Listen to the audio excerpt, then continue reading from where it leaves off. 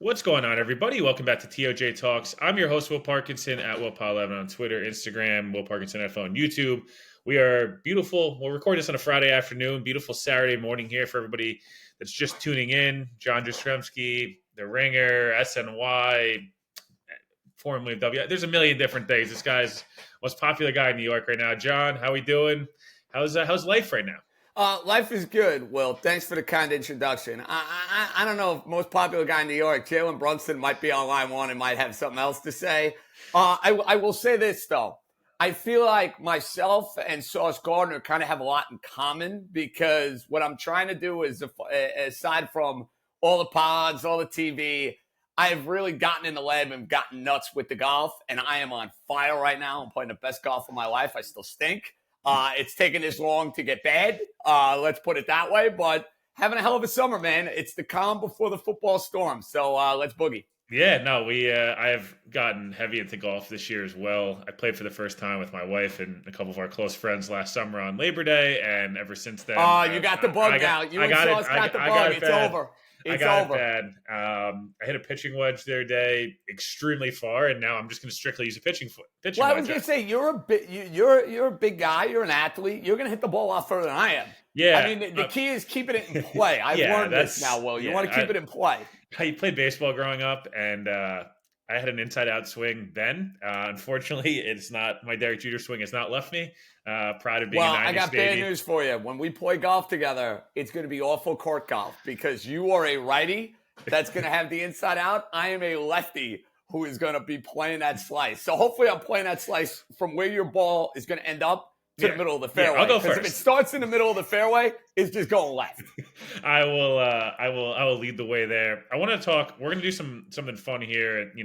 After we'll talk a little Jets, and then I want to do something involving the Jets as well, but just some New York sports teams, and we're similar ages and have watched a lot. We like and watch a lot of the same teams our entire lives. So stay tuned for that. I want to talk just quickly a little Jets first. Obviously, the offseason pretty much went as well as you could have asked for if you're a Jets fan, right? It's acquiring these high potent veterans. You got the draft went kind of the way that most Jets fans almost didn't think was going to happen. They actually went maybe more the smarter moves, addressing needs, a lot of offensive line, a lot of receiver, all these different things that hurt them last year, backup quarterback. And kind of felt like everything was smooth. They get Hassan Reddick out of nowhere, which was really cool. But then there's the Rodgers mini camp thing, which is obviously still a story. Not really sure how it's still a story, but whatever. And, Hassan Reddick's in Japan, and he's not reported yet, and the whole thing. What'd you overall make of the offseason quickly, and then just the two kind of sour notes, I guess, at the end? Depends if you think they're a big deal or not, but those two things kind of, I feel like, just soured a little bit of the offseason going into the summer break here. Listen, I like the Jet offseason. You mentioned the idea that they needed to upgrade the offensive line. On the surface, it appears they have done that. Now they've added a lot of age. I don't think you can ignore that on the offensive line. You talk about Moses, especially Tyron Smith, who's tremendous, still is tremendous. Got to wonder how many football games he's going to play, but I totally get it. I totally understand why you'd bring him in. I look at the line, backup quarterback, Tyrod Taylor for 4 games. A-okay if you're in that situation. Your quarterback's out for the year. I don't care who your backup quarterback is. You're probably in the deep waters. So I was fine with the Jet offseason. Reddick's interesting because to me, I'm always leery, Will, when the Eagles are a smart team. When a smart team like that trades a player, it sometimes sounds the alarm a little bit. And I think we're seeing that from a concern level. That's why I'm kind of spinning it full circle here. I am way more concerned about Hassan Reddick than I am with Aaron Rodgers. Listen, to me with Aaron Rodgers, where he is, I don't care. It's the way they handled it. They should have been up front. They could have gotten in front of it and said, hey, Aaron is not going to be here. And if they would have said that to us and there wasn't this veil of secrecy, I think all of us would have been like, okay, he's here, he's there. You could have maybe pushed up your mandatory camp when he was there. Because, Aaron Rodgers was in the building all March, all April, and for most of May. So it wasn't like one of these situations where he was MIA and you couldn't find the guy. I just thought their idea of, now all of a sudden he's not going to be there, and they kind of like kept it under the rug, it made the Jets look bad. So I think they handled it poorly. But the Reddick situation, you traded for this guy. You said, hey, he's going to report, he's going to be there. Well, he's not there. And the Eagles ended up with a player the Jets had that was really good last year, and Bryce Hoff. So that's something that scares me a little bit. I know Hassan Reddick has a great resume. I know how good he was a couple of years ago. But when a team like the Eagles says goodbye to somebody like that, it just concerns me a little bit. Yeah, look, I think I talked about this actually with a couple people this morning around the league, and it was just like, why didn't they? Like, there was just so many other options for the way you could have handled it in terms of you move up mini camp. You only practice 2 days. Do you just cancel mini camp? Do you tell people back in March and in April and in May when there was media availability once a week? You get it out of the way. I just felt like even some of the Reddick stuff, hey, we haven't talked to him. And, like, I just felt like I'm not encouraging lying, but in this sense, like, it's a lot of what. Yeah, BS it a little bit. BS it. Like, well, and not only that, the way they're like, they don't like make it seem like it's something that it's not. Because then you look like idiots. Yeah. You know what I mean? The Jets don't. If they don't need that on it, yeah, exactly. Just don't say anything, and then get it done. Or you're going to have a situation where Hassan Reddick, is going to either be playing for a contract, maybe he's going to have something to prove, or maybe he's going to be a pain in the ass. I don't know. Yeah, I want to ask you just expectation-wise. We're in June. This is kind of the, this is the optimistic time of the year. No matter what fan base, what team you are, Giants fan, Jets fan, Dolphins, Bill. It doesn't matter. Everyone. Generally, outside of maybe 4 or 5 teams that are kind of self-aware of where they're at, you still have the optimism, right? Patriots fans, whether they like it or not, are probably like, oh, if Mayo hits the ground running and Drake May's as good as we want him to be, can we be scrapped? Like, every team is in that mindset.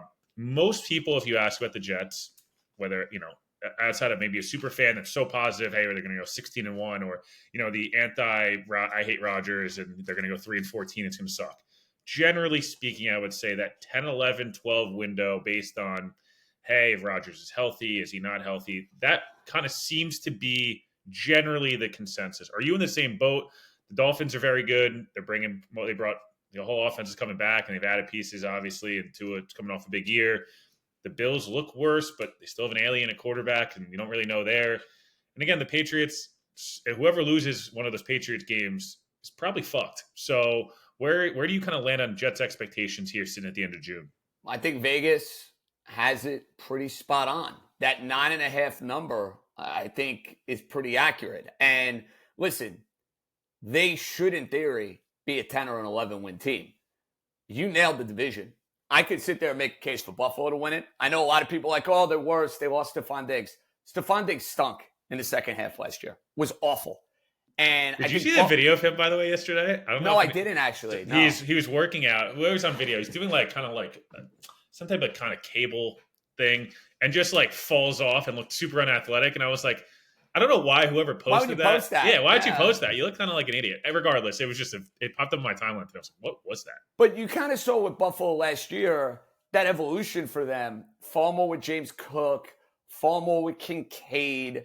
The defense, though, is where I have questions. I think Allen's going to be fine. Listen, he's the best quarterback in the division. He's a top 3, top 5 quarterback in the sport. He's young. He's in the prime of his career. He can do everything.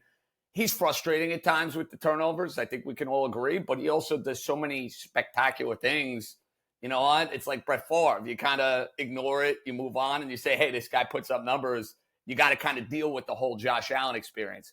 So they're going to be a problem.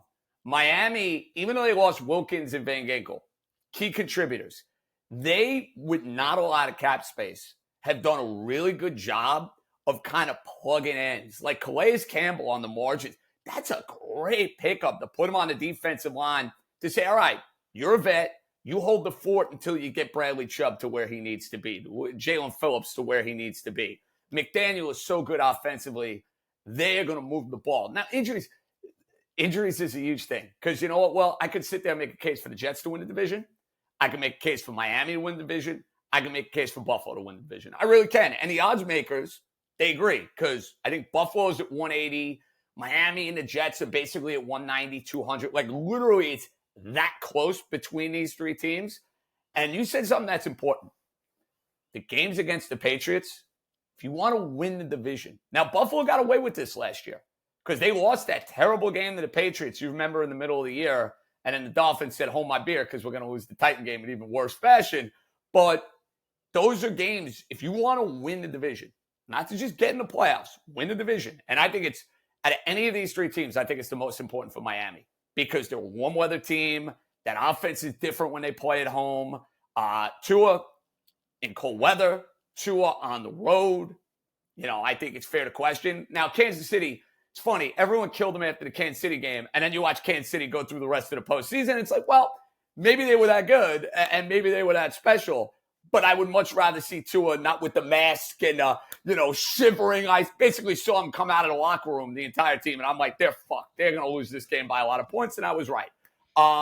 They need to win it more than anybody. But injuries and beating New England, I think it kind of determines it. I really do. Yeah, no, I think, we just talk so much about Rodgers' health, and rightfully so. I just every offseason it's felt like it's been a different team. We felt like Miami last year, the whole talking point was if Tua stays healthy, Tua is able to stay healthy, they win 11 games, and obviously things go a little bit differently there at the end, and they're probably hosting a playoff game, and things may be different. Buffalo has been able to. They've had a bunch of defensive injuries. Offensively, they've stayed really healthy. Is that going to continue? And again, you look at New England. Their offensive line, they basically played the entire. Think about this. And your team had a lot of combinations on the line. My team had 10 zillion different combinations on the line. Buffalo basically went the entire year with their starting five on the line intact. It's crazy. It was nuts. Last thing I want to kind of ask you for Jets wise, and I want to get into kind of this. Kind of fun New York sports kind of situation here.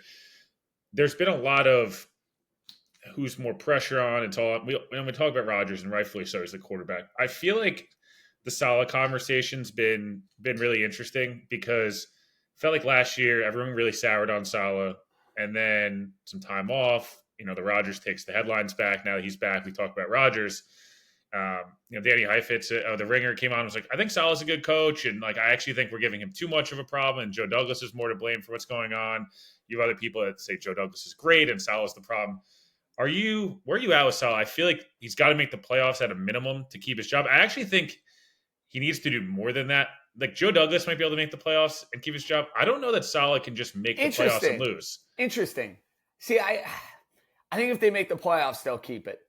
I think if they make the playoffs, right, they're the 6th and get blitzed and they in the get first game? Destroyed in the first game. It's like, is that really the expectation? You make one playoff appearance in 5 years. It's like you're right, but if Rodgers wants him, they've kind of set it up in a way, Will, where it would be improvement. It would be something the franchise hasn't done now in 13 years. And the thing that kind of stinks for the Jets is, listen, Aaron Rodgers. I know he says he's playing 2 more years. Maybe he might be delusional enough and thinking he's playing 3. Who knows? Maybe he's like, I love this. I got a lot more in me, and he shuts me up. I think he plays 2 more years. That's my gut. Yeah, me too. Because I think he'll get bored eventually, and he's older, and he's got 10 zillion other interests, and he'll go from there. But you have a finite window. That's kind of the thing. So it's like, all right, we have this window. We got to capitalize now. Unfortunately, one of those years went completely by the boards because he blew out his Achilles the first game of the year. So I think he would come back if they make the playoffs, Saleh. But listen, they have to go to the playoffs. And I don't want to hear about injuries either. I don't care if Tyron Smith gets hurt. I don't care if Hassan Reddick is only playing 7 games. I don't want to hear it because it's now to the point where you've been here long enough, fair or unfair, accountability, right? It's a results-oriented business, no matter who you have playing for you. And if the Jets have a year where it just doesn't go the way they want it to, and let's say they're 8-9, you can't bring any of these guys back as far as I'm concerned. Well, yeah, sorry, can't. No, I just think the expectation is win and get as far as you can. If you go win a title, great. And if you don't, win a home playoff game, win a playoff game, be relevant. Getting to the playoffs and winning a playoff, I know some Jet fans don't want to hear that. That's a good season. Yeah, I think the divisional round should be the expectation that should be the bar. Is can you get to the divisional round? It means you've won a playoff game. I don't think they're gonna be the 1 seed, but I guess theoretically you could be the 1 seed maybe. But a dream. Hey, it's June. Yeah, but they haven't hosted a home playoff game since I was 8 years old. What was it? Indianapolis, right? Peyton Manning. Yeah, Peyton Manning, and they beat him 41-0, and and the whole thing, and that's great. But that's 2002. I mean, Derek Jeter turned 50 there. Derek Jeter was. Dude, can you believe Derek Jeter is 50 years old? Yeah, that's a great. I mean, that makes this me feel old. You're the professional. This is a nice segue. This is what I want. So I want to. We're going to kind of explain this. This is. I'll put up a graphic after, obviously, for the the video side of things. We're going to start from a team perspective, and we'll try to make our way to the players. So we're going to do a snake draft. We'll draft 10 teams. Draft 5. You draft 5. I'm going to let you go I'm first. pulling the phone out, so make sure. I didn't write any down. I didn't write any down. Me either. I don't repeat. I want to make sure I don't repeat. The only rules I'm going to have is I'm going to limit it to we can only take 2 Yankee teams each because I don't want to just. You know what? I like that. Because as there's 4 obvious. There's 5, I guess, technically. But I was going to say, so what do we want? We go 95 to present, I think. Man. Thank God we're limiting it to 2 Yankee teams. Yeah, that's what I'm saying. Yeah, because otherwise then it's like, all right, cool. We just did 8 Yankee teams. And I will, in the sake of fairness here, I will even try to diversify and maybe only give you 1 Yankee team. I know. My goal is to try to only do 1. I'm going to try. And listen, I don't root. Obviously, I root for the Knicks. I root for the Yankees. I do not root for either of the 2 New York football teams, but I can be fair with this because there are teams that capture my imagination and my heart that I can share with for sure. The goal here is we're trying to build the best starting 5, right? Okay. Again, like I'm probably going to have to take one of the Giants teams. I don't want to do it, but they won a title. And I think you have to. Yeah, you have to. No doubt. So I'm going to let you go first, and then I'll take 2. We'll go snake draft that way. Again, the only rules are we're limiting to 2 Yankee teams each at max, just because, again, they've won. Now, when you say, I want to make sure I have these. Are we saying the best or favorite? Ooh, what do you think we should go with here? It's up to you. Well, let's go with best, and then we'll do favorite. Okay. We can do favorite seasons because the players wise, I feel like it's you have an attachment to like Judge chasing 62 or Jeter chasing the batting, like whatever, like little things like that. I'm glad that you specified this, and I appreciate that. Yeah, because 2004 Yankees were my favorite Yankee team of all time until whatever happened. Wow. So I'm the biggest A-Rod guy. All right, so you were giddy they got A-Rod. I was giddy they got A-Rod. It was a great regular season. It's just Sheffield and A-Rod and Matsui. 1980 against the Red Sox was great until it all went wrong. And then it's just that lineup is the most fun lineup the Yankees have ever had in my lifetime, and they choked away. Of course, the Oilers couldn't figure it out and like at least take someone else out of the 3-0 hole. It's brutal. I'll let you go first. I have a feeling I know where you're going with best team here, but I mean, listen, because you phrased it that way, it's the best baseball team I've ever seen in my life, and it will never be duplicated. The idea of what they did regular season and in the postseason, 98 Yankees. I mean, think about it. You had Cone, Pettit, Wells, El Duque, Mariano, Stanton, and Nelson, and you had peak prime Jeter, Bernie. You had veterans like O'Neill and Tino Martinez, young Jorge Posada. Brocious hit 9th in the order. He had 300 with basically 100 RBIs and was the World Series MVP. And that's why, listen, 96 will always have a place near and dear in my heart because it was unexpected. The Yankees kind of came out of nowhere. They're playing the Braves. They were big underdogs. They're down 2-0 going to Atlanta. Series was over. And that team won. So like that favorite, it's tough to be a more cherished team than the 96 Yankees, but best, easy call, Will. 98 Yankees. Yeah, so I'm gonna go. I'm gonna start with the Yankees one as well, just again because I'll go 2009 Yankees because I was debating between 99 and 2009. 2009 playoffs, they were amazing. It's a lot of the same team from 98. 2009 was just that infield. It was a vindication year too. Let's be honest. They went 8 years, but I know now it sounds like it's nothing. But at that time, like 2000 and 2009 felt like an eternity, dude. Oh, it felt insane. And then also, looking at just that lineup, that infield of Cano, Teixeira, A-Rod, Jeter, and Posada. It was an amazing team. It's a team that I think kind of brought the franchise back to life a little bit. It was obviously short-lived. But it felt like that was actually a fun team. So we'll start with the Yankees one. If we're going best, I'm going to go with the 2011 Giants, and I know I'm going to get roasted because the 11 Giants, not the 7 Giants. So the 11 Giants, I feel like were a better team. The Giants in 07 got hot at the right time. I feel like it's interesting because